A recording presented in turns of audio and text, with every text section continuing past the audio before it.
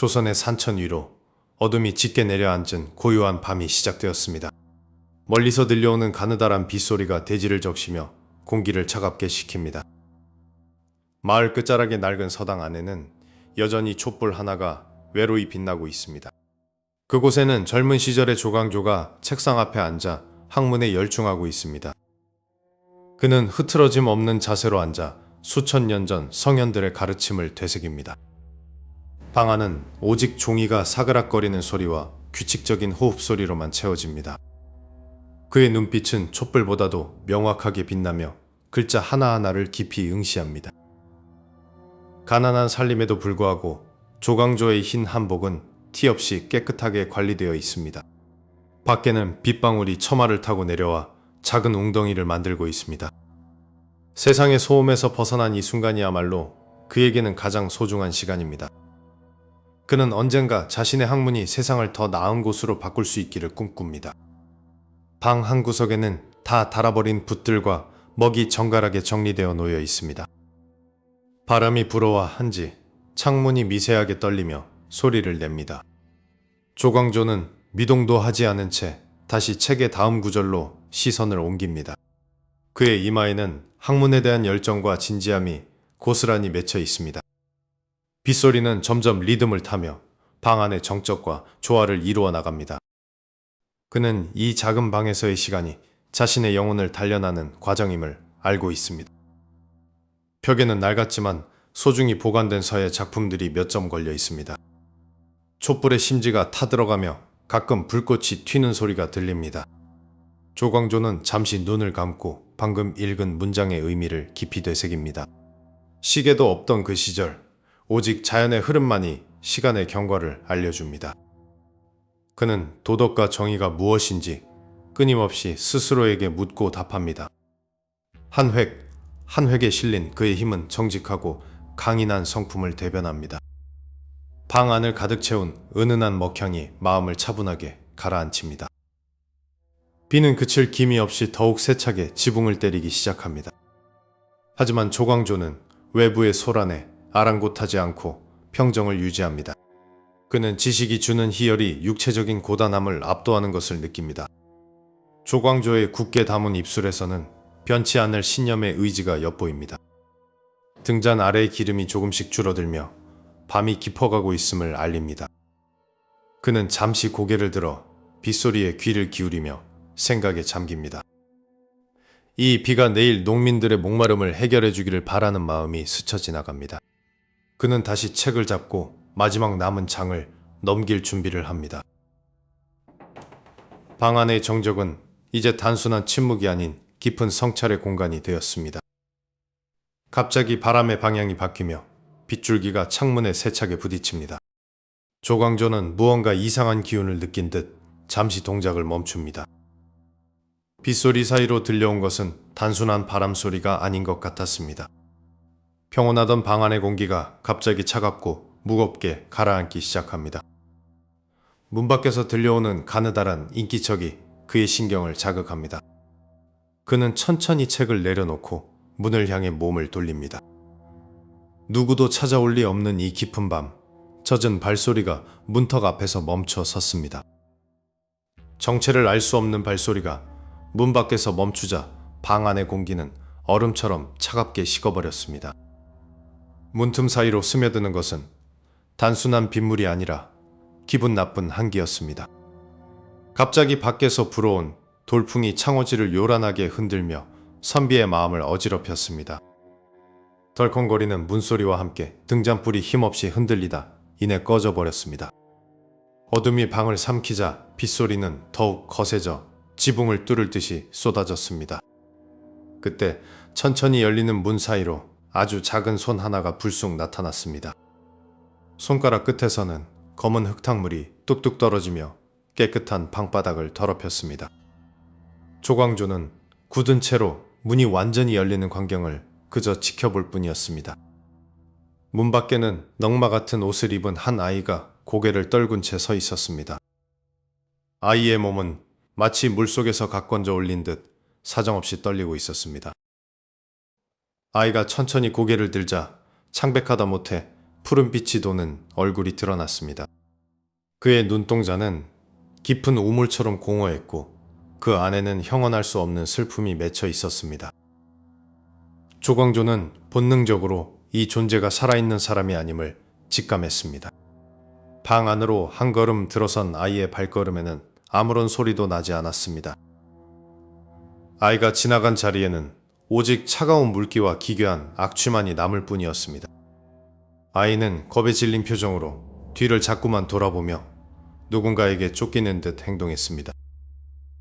하늘에서는 번개가 번쩍이며 아이의 그림자를 벽면에 길게 늘어뜨렸습니다. 그런데 벽에 비친 아이의 그림자는 사람의 형상이 아닌 거대한 괴물의 모습이었습니다. 조광조는 침을 삼키며 떨리는 목소리로 아이에게 누구냐고 물었습니다. 아이는 대답 대신 무릎을 꿇고 조광조의 옷자락을 움켜쥐었습니다. 아이의 손이 닿은 곳이 얼음장처럼 차가워 조광조는 자신도 모르게 몸을 떨었습니다. 제발 저를 좀 숨겨주세요 라고 아이는 작고 갈라진 목소리로 애원했습니다. 그 목소리는 마치 바람소리처럼 공허하게 방 안을 맴돌았습니다. 조광조는 아이의 눈에서 솟구치는 진심 어린 공포를 목격했습니다. 너를 쫓는 것이 무엇이기에 이토록 겁을 내느냐며 조광조가 조심스럽게 물었습니다. 아이는 하늘을 가리키며 천둥 소리가 들릴 때마다 몸을 한껏 웅크렸습니다. 하늘의 사자가 저를 잡아 죽이려 쫓아오고 있습니다. 라고 아이가 속삭였습니다. 조광조는 평소 귀신이나 괴력난신을 믿지 않았으나 눈앞의 상황은 부정할 수 없었습니다. 갑자기 지붕 위에서 거대한 짐승이 내려앉는 듯한 육중한 소리가 울려 퍼졌습니다. 아이는 비명을 지르며 조광조의 무릎 사이로 머리를 파묻었습니다. 밖에서 들려오는 바람 소리는 마치 분노한 거인의 고함처럼 바뀌어갔습니다. 선비님, 저를 숨겨주지 않으시면 저는 오늘 밤 갈갈이 찢겨 죽게 됩니다. 조광조는 아이의 정체가 단순한 귀신이 아님을 직감하며 깊은 고민에 빠졌습니다. 하지만 공포에 질린 어린 영혼을 외면하는 것은 선비의 도리가 아니었습니다. 내 방에 들어온 이상 너를 해치게 두지 않겠다며 조광조가 나직이 말했습니다. 그러자 아이의 몸이 서서히 희미해지더니 안개처럼 흩어지기 시작했습니다. 안개로 변한 아이는 조광조의 주변을 맴돌며 들어갈 곳을 찾는 듯 했습니다. 바로 그 순간 마당에서 무거운 금속이 부딪히는 굉음이 들려왔습니다. 조광조는 방문 너머 마당에 서 있는 거대한 그림자를 발견했습니다.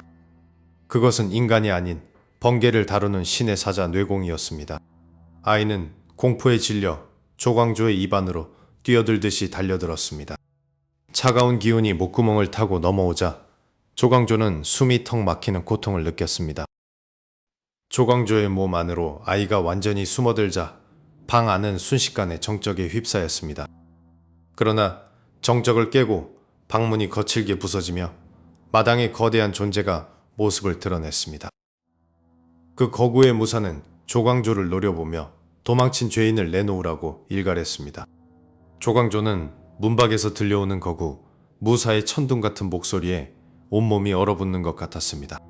방구석에 웅크리고 있던 아이 귀신은 그 목소리를 듣자마자 사시나무 떨듯 몸을 떨기 시작했습니다. 아이는 겁에 질린 표정으로 기어와 조광조의 도포자락을 필사적으로 붙잡았습니다. 아이의 입술이 파르르 떨리며 목이 나달만한 목소리가 조광조의 귓가에 울렸습니다. 저는 하늘의 명을 어기고 인간 세상에 가뭄을 내리지 않으려다 쫓기게 된 가뭄 귀신입니다. 저기 밖의 무사는 저를 잡아 처단하러 온 하늘의 집행자 뇌공이옵니다. 조광조는 아이의 고백을 듣고 공포보다는 가련한 마음이 앞서기 시작했습니다. 선비님, 제발 저를 저 무시무시한 뇌공의 손에서 숨겨주십시오. 만약 제가 지금 잡혀간다면 저는 영원히 소멸하고 세상은 더 큰 재앙을 맞이할 것입니다. 조광조는 이 좁은 방 어디에 아이를 숨겨야 할지 급히 주위를 둘러보았습니다. 문 밖에서는 뇌공의 무거운 발걸음이 마루를 삐걱거리며 압박해왔습니다. 거대한 그림자가 종이문 너머를 가득 채우며 방 안으로 어둠을 들이웠습니다. 조광조는 아이의 손을 잡으며 결연한 목소리로 말했습니다. 두려워 말 거라. 내가 너를 반드시 지켜주겠노라고 약속하마. 하지만 아이는 고개를 저으며 이 방 안에는 안전한 곳이 없다고 답했습니다. 내공의 눈은 만물을 꿰뚫어 보기에 오직 살아있는 인간의 몸속만이 유일한 은신처입니다. 조광조는 아이의 제안에 당혹감을 감추지 못하고 잠시 주춤했습니다. 쿵 하는 소리와 함께 방문이 거칠게 흔들리며 뇌공의 위압감이 폭발했습니다. 안에 선비는 듣거라. 죄인을 숨기는 자 또한 천벌을 면치 못할 것이다. 조광조는 죽음을 각오하고 자신의 입을 크게 벌려 아이에게 들어오라 손짓했습니다. 그러자 아이 귀신은 한 줄기 흰 연기로 변하여 조광조의 입 안으로 빨려 들어갔습니다. 차가운 기운이 목구멍을 타고 내려가자 조광조는 가슴이 타들어가는 듯한 통증을 느꼈습니다. 그는 고통을 참아내며 신음소리가 밖으로 새어나가지 않도록 입을 굳게 다물었습니다. 방 안의 공기는 순식간에 차갑게 식었고 촛불은 파랗게 변하며 일렁였습니다. 드디어 방문이 천천히 열리며 거대한 무사히 그림자가 방 안으로 쏟아져 들어왔습니다. 뇌공은 방 안을 매서운 눈초리로 훑으며 조광조의 앞에 멈춰 섰습니다. 그는 콧방귀를 뀌며 방 안에 감도는 기묘한 기운을 감지하려 애썼습니다. 조광조는 태연하게 책을 집어들며 아무 일도 없었다는 듯 고개를 들었습니다. 이 깊은 밤에 무례하게 남의 서방에 발을 들이는 자는 누구십니까? 뇌공은 대답 대신 육중한 창끝으로 방 바닥을 내리찍으며 위협했습니다. 이 근방에 가문 귀신이 숨어들었음을 알고 있다. 당장 내놓지 않으면 무사하지 못할 것이다. 조광조는 속에서 꿈틀거리는 귀신의 기운 때문에 가슴이 울렁거렸지만 겉으로는 내색하지 않았습니다. 제 방에는 오직 책과 저뿐이니 원하신다면 마음껏 찾아보시지요. 뇌공은 불신 가득한 눈으로 조광조의 눈동자를 뚫어지게 응시했습니다. 순간 조광조의 뱃속에서 아이의 흐느낌 같은 진동이 느껴져 그는 숨을 멈췄습니다. 뇌공의 코가 조광조의 얼굴 가까이 다가오며 뜨거운 입김을 내뿜었습니다. 기묘하게도 자네에게서 비냄새가 아닌 마른 흙의 냄새가 나는구나. 조광조는 심장이 터질 듯 뛰었으나 정신을 가다듬고 뇌공의 시선을 피하지 않았습니다. 뇌공은 천천히 손을 뻗어 조광조의 턱을 거칠게 움켜잡았습니다. 입을 열어라, 선비여. 내 혀 밑에 무엇을 감추고 있는지 확인해야겠다.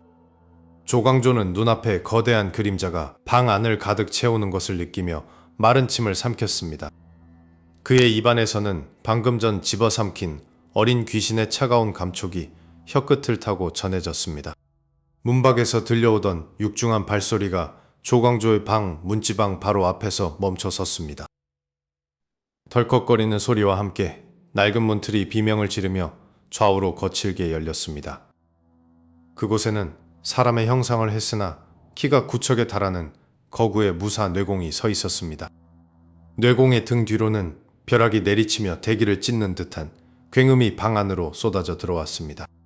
무사는 붉게 타오르는 안광을 번뜩이며 방 안 구석구석을 훑기 시작했습니다. 그는 콧김을 거칠게 내뿜으며 공중에 섞인 기묘한 연기를 감지하려 애썼습니다. 조광조는 책상 앞에 꼿꼿이 앉아 있었으나 심장은 터질 듯이 요동치고 있었습니다. 입술을 굳게 담은 그의 목구멍 안쪽에서 작은 떨림이 느껴졌습니다. 선비여, 방금 이 방으로 숨어든 도망자를 보지 못했느냐고 뇌공이 낮게 으르렁거렸습니다. 조광조는 대답 대신 가볍게 고개를 저으며 시선을 책의 글귀에 고정했습니다. 뇌공은 조광조의 침묵에 코웃음을 치며 거대한 철퇴를 바닥에 내리찍었습니다. 그 충격으로 방 안의 가구들이 들썩거렸고 촛불이 꺼질 듯 위태롭게 휘청였습니다. 내 놈의 몸에서 지독한 가뭄의 냄새가 나는데 어찌 거짓을 고하느냐며 뇌공이 다가왔습니다. 조광조는 가슴속 깊은 곳에서 올라오는 공포를 억누르며 정신을 집중했습니다. 입술 사이로 귀신의 서늘한 냉기가 새어나오려 할 때마다 그는 입을 더 굳게 다물었습니다. 뇌공은 미심쩍은 듯 조광조의 주위를 천천히 맴돌며 관찰하기 시작했습니다. 그의 거친 숨결이 조광조의 갓 끝을 흔들 정도로 가까이 다가왔습니다. 뇌공이 갑자기 조광조의 멱살을 잡고 그를 공중으로 번쩍 들어 올렸습니다. 발이 공중에 뜬 채로 조광조는 숨이 막혀왔지만 결코 입을 열지 않았습니다. 그 아이는 하늘의 법도를 어긴 죄인이다. 숨겨주는 자 역시 무사치 못할 것이라고 뇌공이 경고했습니다. 조광조는 고통 속에서도 눈을 부릅뜨고 무사의 붉은 눈을 정면으로 응시했습니다. 무사는 선비의 유달리 단단한 기계에 잠시 당황한 듯 손에 힘을 늦추었습니다. 하지만 이내 조광조의 목을대 부근에서 보랏빛 광채가 미세하게 흘러나오는 것을 발견했습니다. 찾았다. 가증스러운 인간 같으니라고 하며 뇌공이 다시 포효했습니다. 그는 거친 손길로 조광조의 턱을 붙잡아 억지로 입을 벌리려 시도했습니다. 강철 같은 힘에 눌려 조광조의 입술에서 핏방울이 배어나오기 시작했습니다. 입안에 숨어있던 아이 귀신은 공포에 질려 조광조의 혀밑을 파고들며 몸을 떨었습니다. 조광조는 어금니를 꽉 깨물며 온몸의 근육을 수축시켜 저항했습니다. 감히 신의 명을 거역하려 드는가 하며 뇌공이 천장을 향해 크게 비웃었습니다. 비바람이 방 안으로 들이쳐 책들이 바닥을 뒹굴고 벼 위에 먹물이 쏟아졌습니다. 뇌공은 이제 두 손을 사용하여 조광조의 머리를 강하게 압박하며 입을 열라고 소리쳤습니다. 그 순간 조광조의 가슴 근처에서 은은한 백색 광채가 피어오르며 무사의 손을 밀쳐냈습니다. 예상치 못한 영적인 반발력에 뇌공은 비틀거리며 뒤로 서너 걸음 물러났습니다. 조광조는 바닥에 착지하자마자 흩어진 옷가지를 정리하며 정좌의 자세를 취했습니다. 죽음을 불사할지언정 내 몸에 든 손님을 내줄 수는 없다고 그는 속으로 외쳤습니다. 뇌공은 다시금 철퇴를 고쳐주며 조광조의 목을 내리칠 기세를 보였습니다. 방 안의 공기가 급격히 얼어붙으며 정적 속에 기이한 울림이 울려 퍼지기 시작했습니다. 그때 뇌공의 머리 위 하늘에서 인간의 것이 아닌 거대한 목소리가 내려앉았습니다. 뇌공아, 멈추어라. 저 선비의 기계가 하늘의 명조차 앞지르려 하는구나. 뇌공의 거대한 그림자가 조광조의 작은 방 안을 가득 메우며 숨막히는 압박감을 조성합니다. 조광조는 입을 굳게 다문 채 무사의 눈을 정면으로 응시하며 물러서지 않습니다. 뇌공이 든 거대한 망치에서 번뜩이는 불꽃이 튀며 방 안의 공기가 타오르듯 뜨거워집니다. 공중에서 다시 한번 땅을 울리는 거대한 목소리가 조광조의 귓전을 때립니다. 그 소리는 인간의 의지를 시험하듯 집 전체를 뒤흔들며 내려옵니다. 조광조의 입안에서 가뭄 귀신은 공포에 질려 미세하게 떨고 있습니다. 하지만 조광조는 혀끝으로 귀신을 안심시키듯 입술을 더욱 세게 깨뭅니다. 뇌공이 노하며 망치를 높이 치켜들자 방 안의 촛불이 단번에 꺼져버립니다. 암흑 속에서도 조광조의 두 눈만은 형형하게 빛나며 정의를 말하고 있습니다. 뇌공은 선비의 기계에 당황한 듯 잠시 망치를 멈추고 그를 내려다봅니다. 선비여, 그대는 일개 귀물을 위해 하늘의 징벌을 대신 받으려 하는가? 조광조는 고개를 끄덕이지도 않으면서 오직 눈빛만으로 자신의 의지를 표명합니다. 하늘의 음성이 다시 울려 퍼지며 집 밖의 나무들이 뿌리째 뽑힐 듯 흔들립니다. 당장 그 자를 내놓지 않으면 너희 집은 벼락을 맞아 가루가 될 것이다. 조광조는 벼락의 공포보다 눈앞의 생명을 지키는 것이 더 중하다 믿습니다. 그는 한때 배운 도덕과 인의가 이 순간을 위해 존재함을 직감합니다. 뇌공이 망치를 휘두르자 웅장한 천둥 소리가 방 안의 기물들을 뒤흔듭니다. 엄청난 소음과 진동에 조광조의 고막이 찢어질 듯한 고통이 몰려옵니다. 그러나 선비의 자세는 흐트러지지 않고 마치 바위처럼 그 자리를 지킵니다. 뇌공은 자신의 신성한 위엄이 한낱 인간에게 통하지 않자 당혹감을 감추지 못합니다. 하늘의 목소리가 잠시 침묵하며 상황을 관망하는 듯한 정적이 흐릅니다. 멈추어라 뇌공아, 이 자의 정기가 하늘의 구름마저 뚫을 지경이로다. 하늘의 목소리는 조광조의 범상치 않은 기계에 감탄을 금치 못합니다. 뇌공은 마지못해 망치를 거두고 거대한 몸을 서서히 뒤로 물립니다. 내가 지킨 그 인연이 훗날 어떤 독이 될지 얻지 않으냐고 뇌공이 읊조립니다. 조광조는 그 경고조차 두려워하지 않으며 오직 현재의 도리에 집중합니다. 거대했던 무사히 기운이 완전히 사라지자 방 안은 순식간에 차가운 정막에 잠깁니다. 긴장이 풀린 조광조의 이마에서 식은땀이 한 방울 뚝 떨어집니다.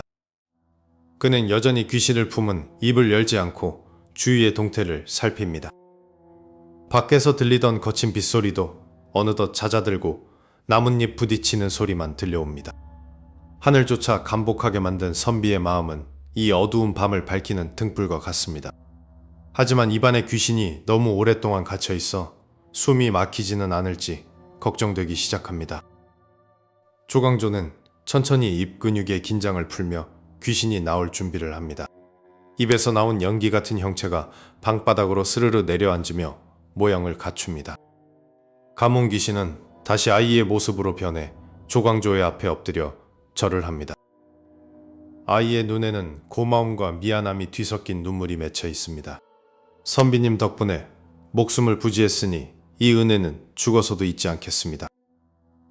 조광조는 미소를 지으며 아이를 따뜻하게 바라봅니다. 이제 가야 할 시간이 되었다며 아이는 창밖으로 시선을 돌립니다. 그러나 아이의 마지막 눈빛에는 앞으로 닥칠 조광조의 험난한 운명에 대한 슬픔이 서려 있습니다. 선비님, 언젠가 반드시 이 목숨을 바쳐 당신을 지켜드릴 날이 올 것입니다. 무시무시한 번개 소리가 멎고 방 안에는 다시 정적이 찾아왔습니다. 조광조는 천천히 굳게 닫았던 입을 벌려 숨을 내뱉었습니다. 그의 입술 사이로 푸르스름한 연기 같은 기운이 천천히 흘러나오기 시작했습니다.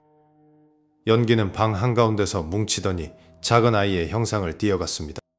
다시 모습을 드러낸 아이 귀신은 아까보다 훨씬 지쳐 보이는 표정이었습니다. 아이는 조광조를 향해 깊게 허리를 숙여 절을 올렸습니다. 선비님 덕분에 소생의 비로한 목숨을 부지할 수 있었습니다. 조광조는 흐트러진 의관을 정돈하며 아이를 인자하게 바라보았습니다.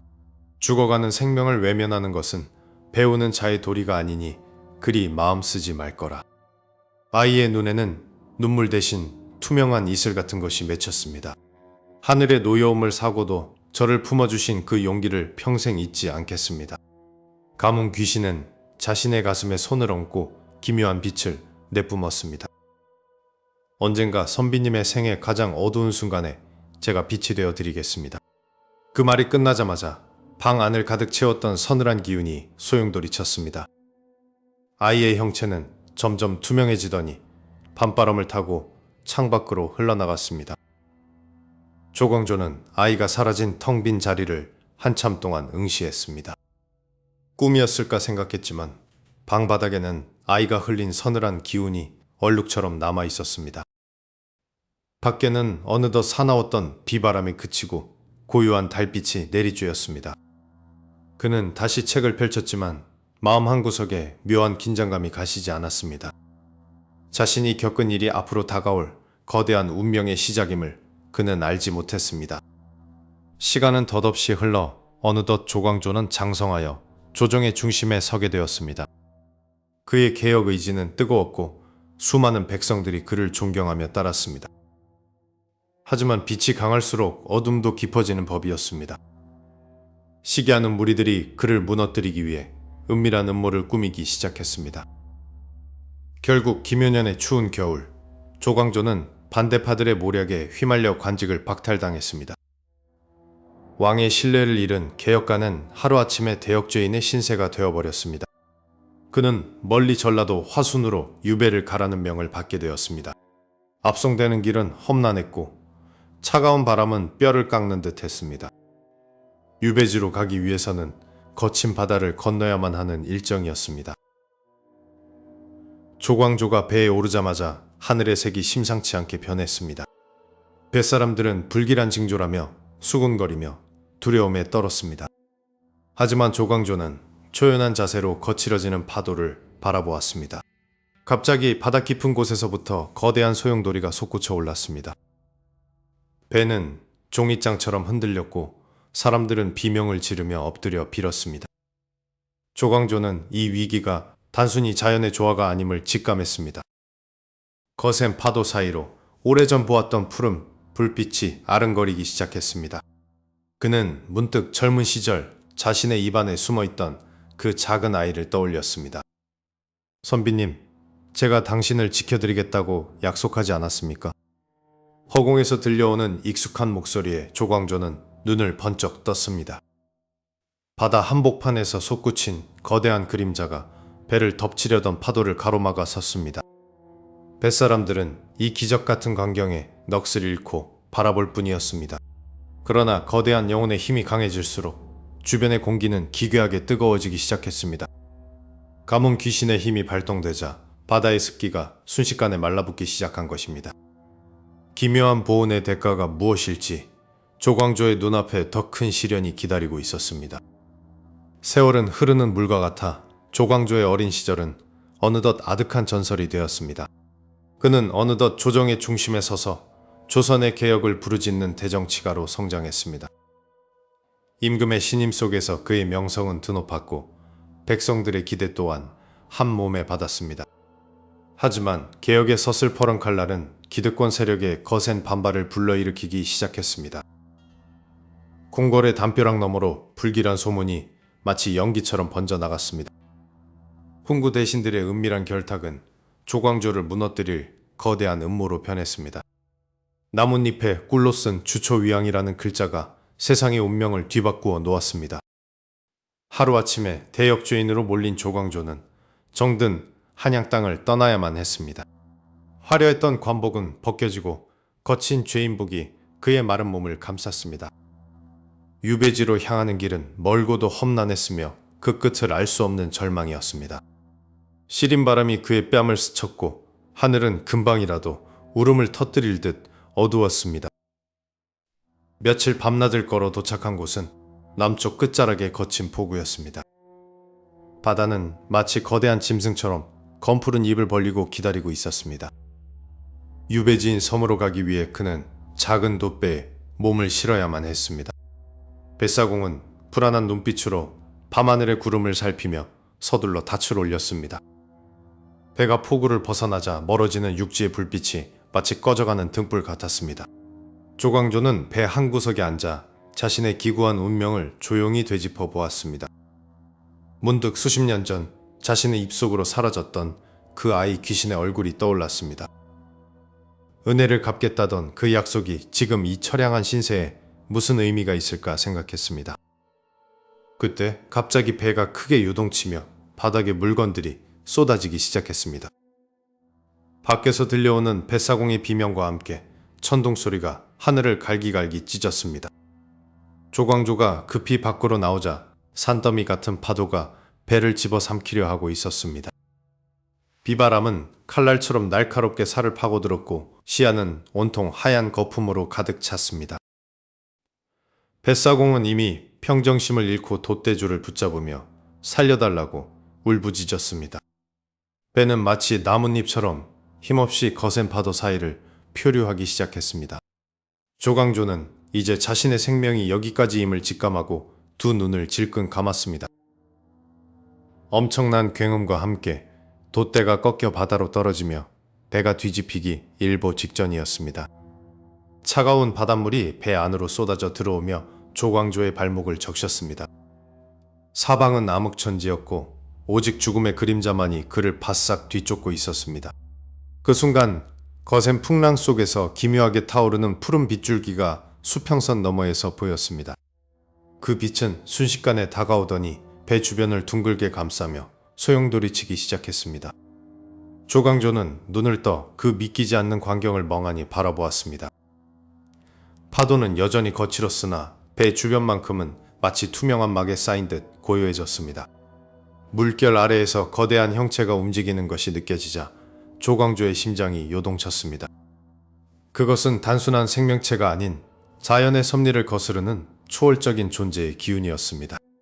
귓가에 희미하게 익숙한 어린아이의 웃음소리가 바람을 타고 들려왔습니다. 께서는 걱정 마십시오라는 환청 같은 목소리가 그의 머릿속을 울렸습니다. 그러나 바로 그때 배를 받치고 있던 푸른 빛이 갑자기 붉게 변하며 거세게 일렁였습니다. 하늘에선 다시 한번 뇌공의 호통 같은 천둥이 치며 배를 뒤흔들었습니다. 보온을 하러 온 귀신과 그를 막으려는 하늘의 기운이 충돌하며 배는 다시 침몰의 위기에 빠졌습니다. 집채만한 파도가 유배선을 덮치며 배 안의 모든 것들을 집어삼킬 듯이 요동칩니다. 밧줄에 몸을 묶은 포졸들과 사공들이 비명을 지르며 칠흑 같은 바다로 떨어져 나갑니다. 조광조는 배 한가운데서 무릎을 꿇은 채 하늘을 향해 마지막 기도를 올립니다. 그때 배 주위로 솟구치던 물결이 순식간에 멈추며 기묘한 정적이 흐르기 시작합니다. 조광조의 눈앞에 수십 년 전 보았던 그 작은 아이 귀신이 다시 모습을 드러냅니다. 아이는 예전보다 더욱 밝은 빛을 내며 슬픈 미소를 지은 채 조광조를 바라봅니다. 귀신은 작은 손을 뻗어 배를 위협하던 거대한 먹구름을 향해 손짓합니다. 그러자 거칠게 몰아치던 비바람이 마법처럼 잦아들며 밤하늘이 열리기 시작합니다. 조광조는 죽음을 직감했던 순간에 나타난 기적을 보며 눈물을 흘립니다. 아이 귀신은 조광조의 발치에 엎드려 큰 절을 올리며 마지막 인사를 건넵니다. 이제야 당신께 진 빚을 갚았으니 편히 길을 떠나라는 아이의 목소리가 바람결에 들립니다. 조광조는 손을 뻗어 아이를 잡으려 했으나 손가락 사이로 빛의 가루만이 빠져나갑니다. 유배지는 아직 멀었지만 조광조는 더 이상 죽음이나 고난이 두렵지 않음을 느낍니다. 멀리서 수평선 너머로 새벽의 여명이 푸르게 밝아오기 시작합니다. 바다는 언제 그랬냐는 듯 잔잔해졌고 배는 천천히 목적지를 향해 나아갑니다. 조광조는 자신의 개혁과 정치가 비록 실패했을지라도 그 진심만은 잊히지 않을 것임을 깨닫습니다. 귀신조차 감동시켰던 그의 어진 마음이 결국 그를 죽음의 문턱에서 되살려낸 것입니다. 사공들은 정신을 차리고 일어나 기적 같은 상황에 놀라며 노를 젓기 시작합니다. 하늘의 구름은 이제 흩어져 조광조의 앞길을 축복하듯 맑게 개어 있습니다. 유배지에 도착한 그는 초연한 자세로 남은 생을 정리하며 역사의 한 페이지로 남게 됩니다. 그가 죽은 후에도 마을 사람들은 그가 귀신을 구해주었던 신비로운 이야기를 전했습니다. 가뭄이 들 때마다 사람들은 그 고결한 선비와 아이 귀신의 약속을 떠올렸습니다. 보호는 시간을 넘고 삶과 죽음을 넘어 세상에 따뜻한 온기를 남겼습니다. 바다 위로 떠오르는 태양이 조광조의 고결한 영혼을 비추며 이야기는 끝을 맺습니다. 선비의 정의로움과 귀신의 진심 어린 보호는 그렇게 영원한 전설이 되었습니다. 이제 바다는 잔잔하고 모든 슬픔은 파도 속에 씻겨 내려갔습니다. 진정한 선함은 보이지 않는 곳에서도 반드시 빛을 발한다는 교훈을 남깁니다. 조선의 역사 속에 새겨진 이 기묘한 이야기는 조광조라는 인물을 더욱 빛나게 합니다. 긴 세월이 흘러도 변치 않는 약속의 가치를 우리는 이 이야기에서 발견합니다. 아이 귀신은 이제 하늘의 별이 되어 조광조의 영혼을 영원히 지켜줄 것입니다. 모든 풍파가 멈춘 자리에 조광조의 고요한 미소가 머뭅니다. 정의를 향한 그의 길은 험난했으나 그의 마음만은 결코 외롭지 않았습니다. 가끔씩 불어오는 시원한 바람 속에 우리는 가뭄 귀신의 순결을 느낍니다. 서로를 구원했던 두 존재의 만남은 가장 아름다운 인연으로 기억될 것입니다. 시대를 앞서갔던 개혁가의 불꽃은 비록 꺼졌으나 그 온기는 여전히 살아있습니다. 밤바다를 수놓았던 그 신비로운 빛은 이제 우리 마음속으로 들어옵니다. 어떤 시련 앞에서도 굴하지 않았던 조광조의 강직함이 깊은 울림을 줍니다. 아이의 보호는 끝났지만 그들의 우정은 영원한 신화로 남았습니다. 생명의 소중함을 일깨워준 조광조의 자비로운 마음을 다시 한번 기립니다. 그렇게 조광조와 가뭄 귀신의 기묘한 동행은 완벽한 평화 속에서 막을 내립니다.